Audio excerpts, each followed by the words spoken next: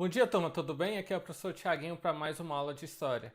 E hoje nós vamos tratar sobre os regimes totalitários, mas mais precisamente falaremos sobre o fascismo e o nazismo. Tudo bem? Temos que entender que a gente ainda está num período entre guerras no mundo, então quando a gente fala de história geral, a gente está vendo o que o mundo está vivendo entre as décadas de 20, 30 e 40, até chegar à Segunda Guerra Mundial, no final da década de 30, né? Então, nesse período, nós vamos ter o surgimento desses novos regimes políticos que a gente vai entender um pouco na aula de hoje, os regimes totalitários. Para entendermos um pouco o conteúdo de hoje, é bom ter em mente os conteúdos vistos anteriormente, a crise de 29, o New Deal e os desdobramentos finais da Primeira Guerra Mundial. Tendo isso em mente, vamos lá analisar então o que foram os regimes totalitários, tá bom? A gente fala que os regimes totalitários nascem na Europa numa chamada crise da democracia. Democracia todo mundo lembra o que é, correto? Então, partindo do pressuposto de que são as democracias que acabam sucumbindo na Primeira Guerra Mundial, né? Aí eu estou falando de Inglaterra, estou falando de França, de Alemanha. Então a gente vai ter todo um projeto político novo surgindo na Europa para tentar frear e melhorar um pouco, frear o avanço capitalista dos Estados Unidos, assim, ou comunista da União Soviética, e no sentido melhor tentar reorganizar e melhorar a economia dessas principais potências europeias. Tudo bem? Então, na Europa, a pobreza gerada pela crise econômica do pós-guerra e a descrença no liberalismo despertavam na burguesia o temor de novas revoluções proletárias no mundo soviético. Por qual motivo? Que a União Soviética estava surgindo, né? Teve a Revolução Russa, então a Rússia se transforma na União Soviética e começa a melhorar e desenvolver economicamente. Então os países, as principais potências europeias, tinham medo de que acontecesse o mesmo dentro da Europa, que começa a ter algumas revoluções, insurreições comunistas dentro da Europa. Então, ao longo das décadas de 20 e 30, movimentos políticos antidemocráticos utilizaram um clima de inquietação social para instaurar governos autoritários e totalitários. Então, o surgimento desses governos totalitários é para enfrentar o medo, o avanço do comunismo no mundo, né? Eu costumo dizer, né, porque a gente não está em sala de aula, então não deu tempo de fazer essa piadinha com vocês em sala de aula, mas eu costumo dizer que o inimigo número 1 do século XX e desses 20 anos do século XXI é o comunismo. A gente vai ver que o comunismo ele vai aparecer em vários momentos ao longo das nossas aulas de história até dezembro, né? Ou janeiro, sei lá, até onde é que vai esse ano letivo. A gente vai ver que ao longo das nossas aulas de história, o comunismo ele vai ser um grande inimigo no planeta. Então, várias coisas que vão acontecer é para enfrentar o comunismo, é por causa do medo do comunismo e tudo mais. E a gente vai ver melhor ao longo das aulas, tá bom? Então, a onda de regimes ditatoriais teve início no ano de 1922, quando os fascistas chegaram ao poder na Itália, sob a liderança né, de Benito Mussolini. Na Alemanha, Hitler assumiu o poder em 1933. No mesmo ano, Antônio de Oliveira Salazar iniciou em Portugal uma das mais longas ditaduras da história recente na Europa. Na Espanha, após uma guerra civil, instaurou-se uma ditadura sob a liderança de Francisco Franco. Então a gente aí está citando 4 países importantes da Europa, correto? Itália, Alemanha, Portugal e Espanha. São nesses 4 países né, que temos surgimento desses regimes totalitários que nada mais nada menos que é uma ditadura, só que fortificada, vamos dizer assim, com mais ênfase, né, sendo mais repressora, assim. Então, os 4 líderes importantes desses regimes totalitários na Europa foram Benito Mussolini, né, na Itália, Adolf Hitler na Alemanha, Antônio Oliveira Salazar em Portugal e Francisco Franco na Espanha. Então, esses 4 líderes autoritários vão ditar o mundo e vão dizer como é que é ser um regime totalitário. E o que é um regime totalitário? Né? É bom, então, a gente entender 3 conceitos importantes antes de desenvolvermos a nossa aula de hoje. Né? Ditadura. O que é uma ditadura? É um governo autoritário exercido por uma pessoa ou por um grupo de pessoas com supremacia do poder executivo, ou seja, do presidente, do imperador, quem está governando o país, né? Em que se suprimem, ou seja, não tem ausência, se restringem os direitos individuais. Então as pessoas não têm direitos, né? Elas devem obedecer cegamente ao líder do chefe executivo, né? Ditadura também é Estado-nação em que vigora esse tipo de governo. Totalitarismo é um sistema político ou uma forma de governo que proíbe partidos de oposição, que restringe a oposição individual ao Estado e às suas alegações, e que exerce um elevado grau de controle na vida pública e privada dos cidadãos. é considerada a forma mais extrema e completa do autoritarismo, né? Nos estados totalitários, o poder político é geralmente detido por autocratas, que recorrem a extensas campanhas de propaganda difundidas por meios de comunicação de massa detidos pelo Estado, tá bom? Então a gente vai dizer que os regimes totalitários que surgem na Europa é mais ou menos uma ditadura com totalitarismo. Então não vai ter liberdade civil, não vai ter democracia, o chefe que governa, esse chefe governa de forma autoritária, então ele manda fechar a imprensa, manda fechar congresso, não existe a participação política das pessoas, tá bom? O chefe é que define o que é melhor para um país e tudo mais. Ou seja, são regimes políticos diferentes de uma democracia. Só relembrando que é uma democracia, é um governo em que o povo exerce a soberania, né? Sistema político em que os cidadãos elegem os seus dirigentes por meio de eleições periódicas, tá bom? É o que diz a nossa Constituição, que fala que todo poder emana do povo. Numa democracia, todo poder pertence ao povo. Só que o povo ele é numeroso, né? Que nem o Brasil, 200 milhões de habitantes. Para a gente definir qualquer coisa, decidir qualquer coisa, ia ser uma bagunça eterna para decidir algo, né? Então é por isso que a gente escolhe, elege representantes do povo para definir as coisas que forem melhores para um país, tá bom? Ou seja, numa democracia existe a figura do presidente que é eleita de forma democrática, através do voto e tudo mais, e governa o país, mas ele não é o único poder dentro de um país. Existe o poder judiciário e o poder legislativo.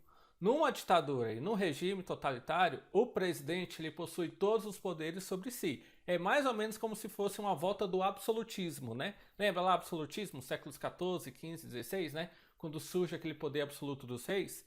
No regime totalitário, todo o poder está nas mãos do presidente. Então, nesse período, todo o poder vai estar nas mãos do Hitler, na Alemanha, do Mussolini, na Itália, do Salazar, franquismo e tudo mais. E o Brasil vai ter uma espécie de totalitarismo com Getúlio Vargas. Mas isso é um assunto para uma outra aula, quando nós formos ver a Era Vargas. Belezinha? Então vamos tratar do surgimento desses regimes totalitários agora. Bom, os regimes ditatoriais e os totalitários são caracterizados pelo abuso do poder por parte do Estado e pela supressão das liberdades individuais. Quem disse isso, né, é a definição completa, segundo uma filósofa alemã, Hannah Arendt, né? Eu tive que ler um livro na faculdade, só contando uma curiosidade, chamado Origens do Totalitarismo. Se por acaso alguém pretende seguir a carreira acadêmica na área de humanas, é um livro que muita gente vai ter que ler, pelo menos um capítulo ou outro vai ter que ler, tá bom? É um livro muito importante e que a filósofa alemã ela vai meio que teorizar o que foi o totalitarismo dentro dessa obra, que vai ser um chamariz para, como se fala assim, para a gente poder destacar e debater bastante sobre as consequências que um país passa por um regime totalitário, tá bom? Mas segundo ela também existem diferenças importantes entre esses dois conceitos de ditadura e totalitarismo, né? Nos regimes ditatoriais ou autoritários, o projeto do governo está acima da vontade da nação. A soberania do povo é substituída pela soberania do ditador, né? Aquele que está comandando o país. Já nos regimes totalitários, vamos dizer assim, né? Não apenas as liberdades são suprimidas, mas também a identidade de cada pessoa, a sua espontaneidade, por meio de um processo de condicionamento e do uso sistemático de instrumentos de terror. Então, no regime totalitário, eles tentam moldar a população para o gosto e para o perfil que eles querem. A gente vai ver que na Alemanha, por exemplo, eles vão propagar a ideia do arianismo, né? Ou seja, a raça ariana, que todo mundo tem que ser um alemão legítimo, branco, do olho azul, cabelo loiro e tudo mais. As pessoas que não pertencem à raça ariana são indesejadas na Alemanha nazista. Então a gente vai ver que esses modelos sistemáticos, né, de moldar a população aos seus gostos vai ser utilizado por esses regimes totalitários, tá bom? Nos regimes totalitários, o governo exerce o controle total sobre a sociedade, né, impondo determinada ideologia pelo uso da força e pela severa vigilância dos meios de comunicação, do ensino e da vida privada. A eliminação da liberdade, além de ser promovida por meio de métodos de terror, atinge a consciência do próprio indivíduo, apagando todas as marcas de um pensamento autônomo para formar mentes moldadas à ideologia do Estado. Ou seja, o que um regime totalitário tenta fazer? Tenta moldar o cidadão conforme o seu desejo, correto? E para isso, ele começa a utilizar diversos instrumentos. Primeiro, ele vai suprimir toda a imprensa, então vai mandar fechar a imprensa, porque a imprensa em países democráticos é um veículo de, vamos dizer assim, de acusação. Né? O que a imprensa faz? Ela vai cobrir os fatos. E se uma pessoa está fazendo algo errado e essa pessoa é uma pessoa pública, é dever da imprensa também divulgar esses fatos para o bem da população. No regime totalitário, ditatorial ou autoritário, geralmente se fecha esses meios de comunicação, né? Se restringem o seu serviço, o seu trabalho, justamente que é para você controlar a circulação de informação, entendem? Então, por uma ditadura, por um regime autoritário, você não pode ter uma imprensa livre, porque a imprensa livre ela é um braço direito da população no sentido de fiscalizar, investigar as ações do governo, as ações dos políticos e tudo mais, tá bom? Então, ou seja, na ditadura autoritária nós não temos imprensa livre, não temos liberdade de expressão, nós não temos diversas coisas que vivemos dentro de uma democracia, tá bom?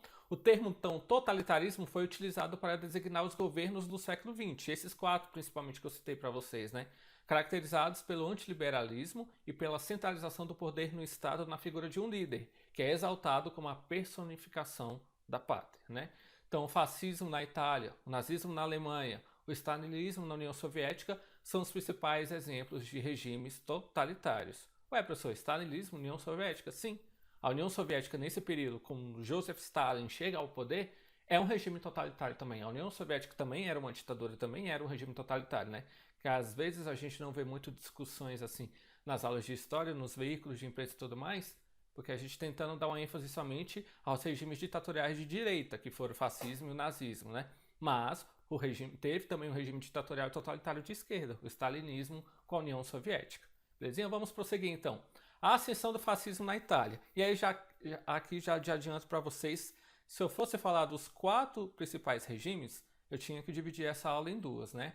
E a ideia é que, como nós temos muitos conteúdos de história para estudarmos ainda esse ano, eu vou suprimir dois, né? Tanto o salazarismo como o franquismo, ou seja, Portugal e Espanha, e não vou dar muito destaque na aula de hoje. Eu vou destacar os dois importantes, que é o fascismo italiano e o nazismo alemão, porque são os que mais vão propagar ideias no mundo e que vão influenciar um pouco o Brasil de Getúlio Vargas, tá bom? Mas numa aula depois, qualquer coisa, eu retomo e falo um pouco do franquismo e do salazarismo, belezinha?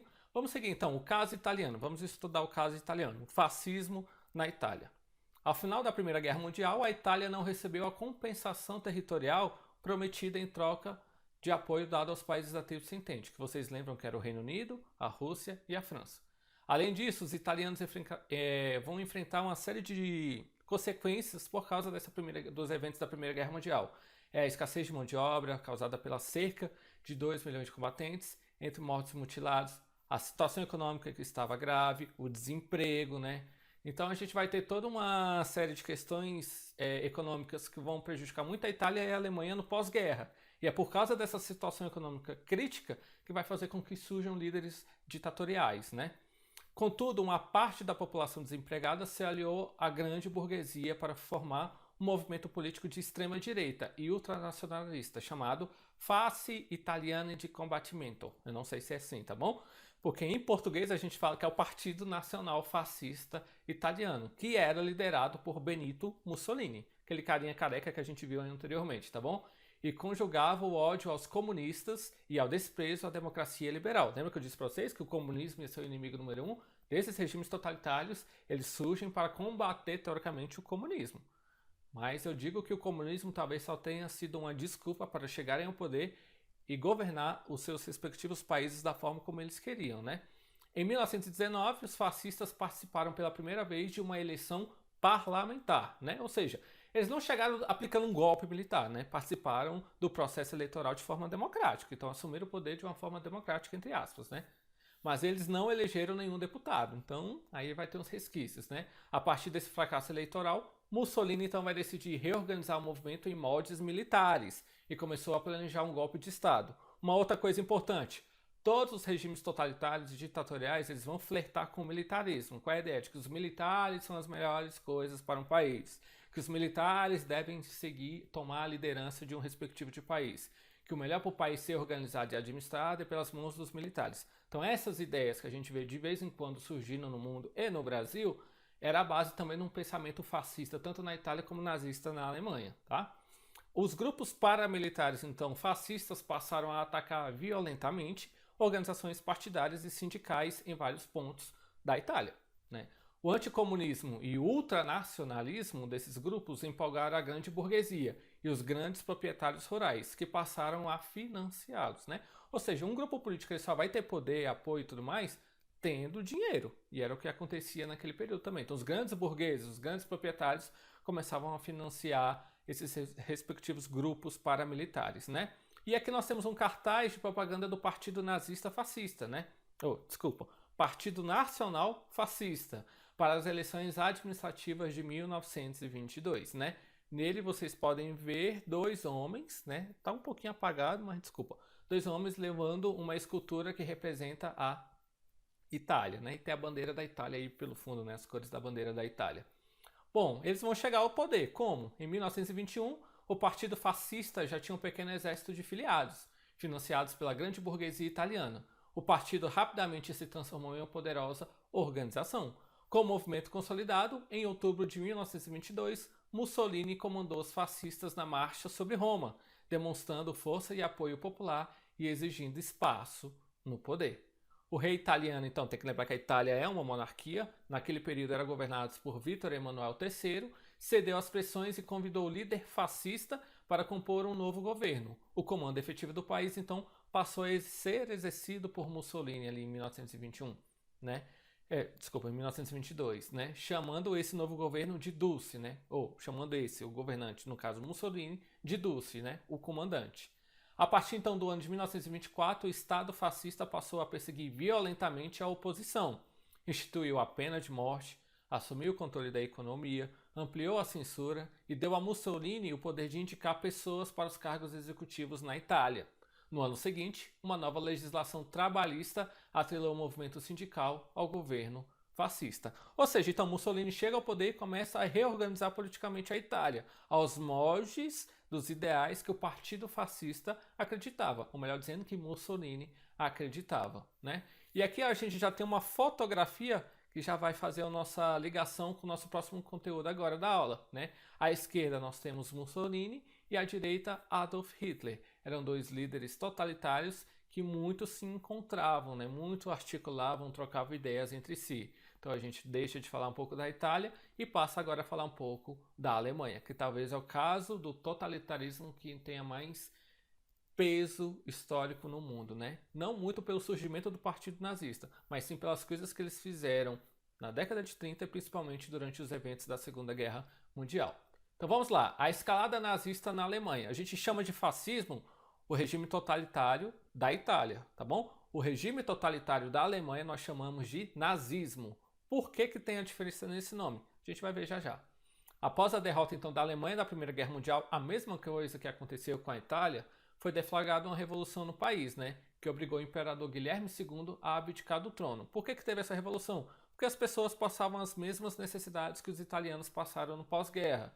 Era sofrimento, desemprego, perda de pessoas, economia fraca. E tem que lembrar que a Alemanha foi culpabilizada por causa da Primeira Guerra Mundial. Então teve uma série de sanções lá no Tratado de Versalhes, né? Vocês lembram disso, né?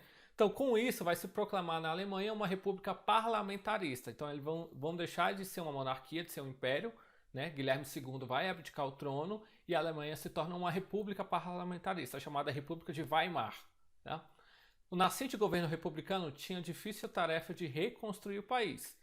Por quê? Cerca de 2 milhões de homens foram mortos no conflito e mais de 4 milhões ficaram gravemente feridos. Além disso, havia ainda as cláusulas do Tratado de Versalhes, de 1919, que obrigavam a Alemanha a ceder territórios, a pagar pesadas indenizações, a reduzir seu efetivo militar. Ou seja, a derrota na Primeira Guerra Mundial fez com que a Alemanha se quebrasse economicamente, politicamente, socialmente, em diversas esferas. Por qual motivo? Justamente porque eles tentaram conquistar outros territórios na Primeira Guerra Mundial. Quiseram ser essa grande potência. E isso vai gerar uma crise interna, né? Porque eles vão ser culpabilizados pelas demais nações da Europa e pelos Estados Unidos e começam a ter que pagar uma dívida eterna, né? Além do mais, terem uma série de sanções sociais, né? Que você perder território, perder exército, você quebra politicamente um país, né? O país passa a não ter significado nenhum diplomaticamente no mundo, né? Ele vai ficar muito intimidado, acuado, que acontece com a Alemanha.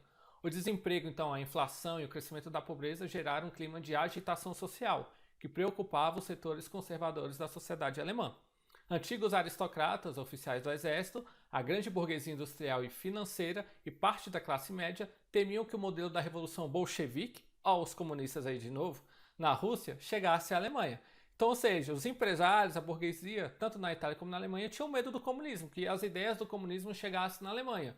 E por que era preocupante as ideias do comunismo? Né? Lembra, uma das coisas que o socialismo prega é a igualdade social, a distribuição de renda, né? Então essa ideia de que uma pessoa é dono de uma empresa, que uma pessoa é mais rica do que outra, não cabe bem nos regimes socialistas. Então a burguesia, que eram os ricos, os grandes empresários da Alemanha, tinha medo que esses ideais chegassem na Alemanha. Por isso que eles também vão começar a combater essas ideias. Nesse contexto, então, surgiram diversos movimentos nacionalistas e de extrema direita que defendiam medidas radicais para tirar o país da crise, né? É interessante destacar que tanto na Itália como na Alemanha, todos esses eventos foram de extrema direita, né? Já que eles estavam combatendo as ideias da esquerda, que são as ideias socialistas, né? Então, de vários partidos, vários grupos políticos que surgiram para combater essas ideias, o principal deles era o Partido Nacional Socialista dos Trabalhadores Alemães. É esse xingamento todo o nome do partido conhecido como Partido Nazista para nós, né? E também para o povo alemão, que era liderado por Adolf Hitler, tá bom? Então essa é a bandeira do Partido Nazista, essa esfera, esse símbolo que vocês conhecem muito bem, vocês verem reproduzidos em diversos lugares, tá bom? Essa suástica com essa sigla em volta da suástica que em alemão é a sigla para Partido Nacional Socialista dos Trabalhadores Alemães. Lembrando que a suástica não é um símbolo criado pelos alemães, pelo Partido Nazista, tá bom? É um símbolo histórico muito antigo, né? Os povos aqui pré-colombianos utilizavam-se desse símbolo também. Então a gente fala que foi um símbolo ressignificado pelo Partido Nazista, né? Hoje, se a gente olha a suástica, a gente vai remeter ao nazismo, à Alemanha, ao genocídio de judeus e tudo mais. A gente não vai lembrar mais dos povos pré-colombianos, de outras questões, tá bom? Então os símbolos eles podem ganhar novos significados com o passar do tempo, que foi o que aconteceu com a suástica, tá bom? Bom, os nazistas então pregavam a rejeição ao Tratado de Versalhes, ou seja, não tinha essa de pagar dívidas de guerra. O que aconteceu na guerra fica na guerra. Todo mundo se envolveu, todo mundo estava errado. E também os nazistas vão criticar essa nova república criada na Alemanha, a República de Weimar, a quem responsabilizavam, né, pela difícil situação econômica que a Alemanha se encontrava. Eles também defendiam a construção de um Estado forte e centralizado em torno de um único líder, e a militarização da sociedade, e a conquista de um espaço vital para o povo alemão. Ou seja, sabe aquela ideia da Primeira Guerra Mundial que a Alemanha queria se tornar uma grande potência, um grande império? O Partido Nazista faz com que esse sonho surja novamente, tá bom? Essa ideia de que a gente precisava reorganizar o país, militarizar o país, os militares de novo na jogada, né? Arrumar a economia de um país para nós tornarmos um grande império, né? E conquistar um grande espaço para o povo alemão, né? Esse povo que foi muito quebrado com os eventos da Primeira Guerra Mundial merecia um novo território para os nazistas, é claro, né? Segundo eles, a população germânica formava uma raça superior, a raça ariana, que deveria ser unida em um só império. Assim, o povo alemão precisaria expandir seu território e garantir o espaço vital para o seu desenvolvimento e sua reprodução. Para os nazistas, os povos considerados inferiores deveriam ser eliminados, para que não contaminassem a raça ariana. Tá bom. A raça ariana para os alemães nazistas era a raça pura do alemão puro, ou seja, você tinha que ter nascido na Alemanha, seus pais tinham que ter nascido na Alemanha também, você tinha que ser branco, né? Nomenclatura do IBGE é caucasiano, né? Caucasiano, dos olhos azuis, loiro, isso é ser um alemão legítimo. Então, se você fosse cigano, negro, eslavo, homossexual, testemunho de Jeová e principalmente judeu, você era uma raça indesejada na Alemanha. Por isso você deveria ser perseguido e, a gente vai ver que na Segunda Guerra Mundial, você deveria ser eliminado. Tá bom? Então, o Partido Nazista vai pregar que dentro da Alemanha só deveriam viver alemães legítimos, né? Então, eles queriam abrir mão de todos esses povos, essas culturas que também coabitavam a Alemanha, mas que não formavam para eles uma raça pura, né? Então, a gente tem aqui, por exemplo, essa fotografia e pode ver que eles estão medindo, né, o tamanho do nariz nessa fotografia na Alemanha, né? Então, a gente aqui na legenda da foto lê que autoridades nazistas medem o tamanho do nariz de um alemão. Foto de 1940.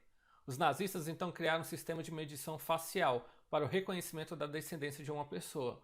Os resultados desse sistema foram usados para legitimar, então, a ideia da superioridade da raça ariana. Então é nesse período também que eles vão medir a cabeça das pessoas, vão medir o comprimento do corpo, né, a tonalidade da pele, através dessas consultas que eles vão falar se você era uma pessoa ou não, um alemão legítimo ou não. E é por isso que muitas pessoas vão sair da Alemanha nesse período, né, porque não concordavam com essas ideias do partido nazista que eles começavam a pregar na Alemanha naquele período, né. Então como é que foi a ascensão de Hitler ao poder? A gente falou que o partido nazista surge e tem uma certa influência. E como é que Hitler chega ao poder na Alemanha? Bom, na medida que os efeitos da crise de 29 se agravavam na Europa, o discurso ultranacionalista do partido nazista atraía cada vez mais adeptos. Então, nas eleições parlamentares de julho de 1932, os nazistas elegeram o maior número de deputados que o Reichstag, que é o parlamento alemão, consolidando-se como o maior partido do país. É mais ou menos, pega o Congresso Nacional Brasileiro, um certo partido, né? Pensem em um partido, agora não vou citar nomes para não fazer comparação, então imagine um partido. Como se esse partido participasse das eleições e ganhasse a maior parte das cadeiras na Câmara dos Deputados e no Senado, tá bom? O Senado são 80 e poucas vagas, então como se eles tivessem 40 e poucas vagas, por exemplo. E na Câmara, que são 500 e poucas vagas, como se eles tivessem 250 e poucas vagas. Então eles vão formar a maioria no parlamento alemão, Partido Nazista. Em janeiro de 1933, o presidente da República, Paul von Hindenburg, cedeu às pressões da poderosa burguesia industrial alemã e nomeou Hitler chanceler, ou seja, chefe do governo do país. Né? Esse cargo de chanceler ele existe até hoje, tá bom? Só que hoje a estrutura política da Alemanha é um pouco diferente. Ainda é uma espécie de monarquia, né, de uma república parlamentarista, vamos dizer assim, né, comandados pelo chanceler, que não é chamado de presidente na Alemanha, e sim de uma pessoa que governa, que fala em nome do país, mas que não é uma figura de presidente. Né? Atualmente, o chanceler da Alemanha é a Angela Merkel, já está no cargo aí há uns 10 anos, se eu não me engano, tá bom? Para os setores da grande indústria, apenas os nazistas poderiam combater a depressão econômica e estabilizar a vida social e política do país. Então o partido nazista ele ganha uma grande importância na década de 30 ali na Alemanha, né? Eles vão ter toda uma importância social, vão ser maioria no parlamento, e o seu líder, que era o Adolf Hitler, né? Ele vai ser convidado a ser chanceler e governar o país. No mês seguinte, então, o prédio do Reichstag, que era o parlamento, né, alemão, ele vai ser incendiado e os comunistas foram acusados de serem os responsáveis pelo crime, tá bom? A gente não tem certeza, assim. Mas, assim, mais uma vez, o comunismo é utilizado como inimigo número 1 para combater eles. O partido nazista vai utilizar essa ação para tomar o poder. Então, pressionado pelos nazistas, von Hindenburg suprimiu a liberdade de expressão, de opinião, de reunião e de imprensa, mesma coisa que a Itália fez, correto? Entre outras medidas para combater a ameaça comunista na Alemanha. Estava aberto então assim o caminho para a chegada dos nazistas ao poder, que vai acontecer em agosto de 1974, então, com a morte de von Hindenburg, Hitler unificou os cargos de chanceler, né, que ele tinha, né, presidente da República, e que era o Hindenburg que morreu, né? E um referendo nacional, realizado 2 semanas após a morte do presidente, confirmou Hitler como o único líder do país. Dessa maneira, ele assumiu o poder na Alemanha, colocando fim à República de Weimar. Então, ou seja, em 1974, Hitler chega ao poder e ele só vai sair do poder na Alemanha quando ele vai cometer suicídio no finalzinho da Segunda Guerra Mundial. Tudo bem? Então a gente tem aqui uma fotografia, Hitler em cima de um carro, né? Pode ver aí as bandeiras com a suástica, né? O símbolo nazista, né? E na legenda da foto é Adolf Hitler saúda a população em Nuremberg, na Alemanha, em 1938. Isso aí já é os eventos iniciais da Segunda Guerra Mundial, né? Após a nomeação de Hitler como chanceler, a cidade de Nuremberg passou a sediar as reuniões anuais do Partido Nazista, que se transformavam em grandes espetáculos de massa e de propaganda do nazismo. Tá bom? Bom, como é que se dava então a política nazista, né? O Hitler chegou ao poder, tomou o poder, o que ele fez? Ele tinha um controle total do Estado alemão, né? Então ele vai se declarar Führer do Reich. O que é Führer? Para ele, Führer é a figura do imperador, o líder do Império Alemão, né? Esse Império Alemão que o Hitler estava chegando ao poder era o chamado Terceiro Reich, porque a Alemanha já tinha tido outros 2 Reichs, outros 2 períodos de império, né? Então Hitler se tornando imperador, né? Esse líder do Império Alemão era o Terceiro Reich. Intensificou então a política de perseguição aos seus opositores. O governante nazista fechou o parlamento, né, que é o Congresso, onde estão os deputados, senadores, ordenou a dissolução dos sindicatos e decretou a ilegalidade de todos os partidos políticos da Alemanha, com exceção, é claro, do Partido Nazista. Ou seja, é uma adoção de um partido único, né, que também é uma das características de um regime totalitário. O governo nazista promoveu um intenso controle sobre a sociedade alemã. A polícia política do país, que era a Gestapo, a guarda pessoal de Hitler, conhecida como SS, e as milícias conhecidas como Forças de Assalto, SA, eram as responsáveis pelas perseguições dos opositores do regime. Hitler também utilizou a propaganda para assegurar e ampliar o apoio popular ao nazismo e assim manter controle sobre a sociedade. Joseph Goebbels, que era seu ministro de propaganda, um ministro de propaganda nazista, foi responsável por difundir a imagem pública de Hitler como salvador da Alemanha e por submeter os meios de comunicação a uma severa censura, Ou seja, você precisa controlar a comunicação, a liberdade da imprensa, que eu citei anteriormente. Então, muitos artistas, intelectuais e cientistas deixaram a Alemanha fugindo da perseguição nazista. Descumprindo, então, as cláusulas do Tratado de Versalhes, Hitler também deu início a uma política de rearmamento do país. Lembra, eles estavam proibidos de formar exército e militarizar a sociedade.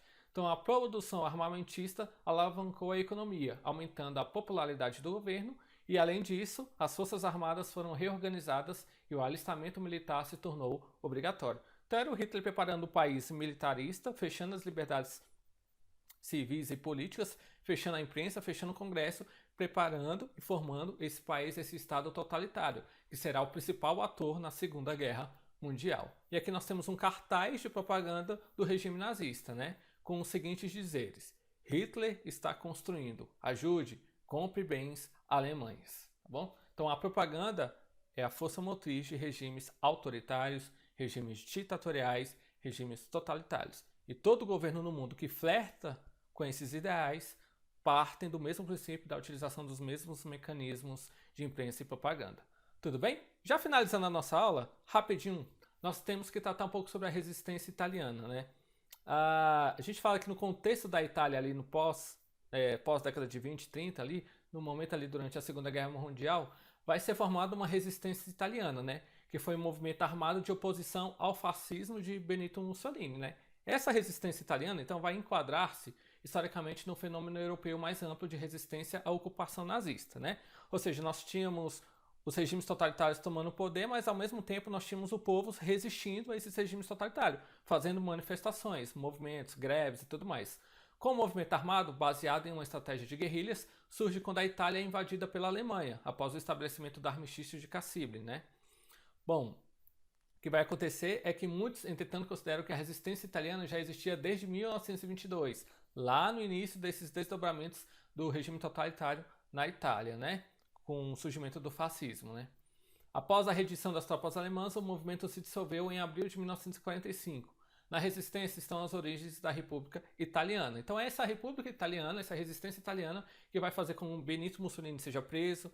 Benito Mussolini vai ser enforcado em praça pública para servir como um exemplo, de que ali acabava, era um ponto final, um regime no momento mais triste da história da Itália, Esse movimento todo de resistência italiana, ele é moldado muito no regime de resistência alemã, que é a criadora desse antifascismo. Essa bandeira que vocês cansaram de ver esse final de semana, essa última semana, tá bom? É esses movimentos que surgiram justamente para contrapor esses regimes totalitários, tanto no fascismo na Itália, como no nazismo na Alemanha. Então as pessoas, aos moldes militares, também pegavam em armas para resistir bravamente à adoção desses regimes totalitários. Tudo bem?